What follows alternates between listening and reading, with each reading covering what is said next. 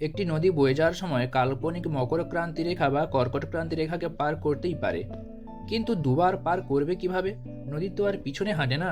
নদী পৃথিবীর স্থলভাগের জনজীবন থেকে সেখানকার বাস্তুতন্ত্র, পশু পাখি থেকে গাছপালা সবার লালন পালনের অন্যতম ভরসা। তাই নদী পৃথিবীর সর্বত্রই জীবনরেখা হিসাবে সম্মান পায়। কিছু নদী তার ইতিহাস, কিছু তার বিশালত্বের জন্য যেমন আলাদা করে প্রচার পায়, তেমন কয়েকটি নদী তার আজব গতিপথের জন্য বিখ্যাত। আর ভূগোল অধ্যয়ন ও তা বোঝা সহজ করতে পৃথিবীর মাঝখান বরাবর কাল্পনিক বিষুবরেখা রয়েছে। বিষুবরেখার 23.5 ডিগ্রি দক্ষিণে রয়েছে কাল্পনিক আরেক রেখা, যার নাম মকর ক্রান্তি। একইভাবে বিষুবরেখার উত্তরে 23.5 ডিগ্রিতে অবস্থান করছে কাল্পনিক কর্কট ক্রান্তি রেখা। এই দুটি রেখা পর্যন্ত সূর্যের রশ্মি সরাসরি পড়ে। সূর্য ঠিক মাথার ওপর অবস্থান করে। মকর ক্রান্তি রেখা আফ্রিকার ওপর দিয়েও গেছে, আর সেই আফ্রিকাতেই রয়েছে একটি নদী যার নাম লিম্পোপো। এই লিম্পোপো নদীটি 4টি দেশের ওপর দিয়ে প্রবাহিত হয়েছে।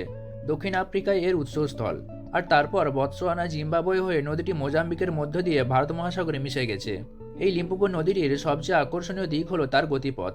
ইংরেজি এসের মতো গেছে এই নদী, আর এই আজব গতিপথের জন্য সেটি দুইবার মকর ক্রান্তি রেখা পার করেছে।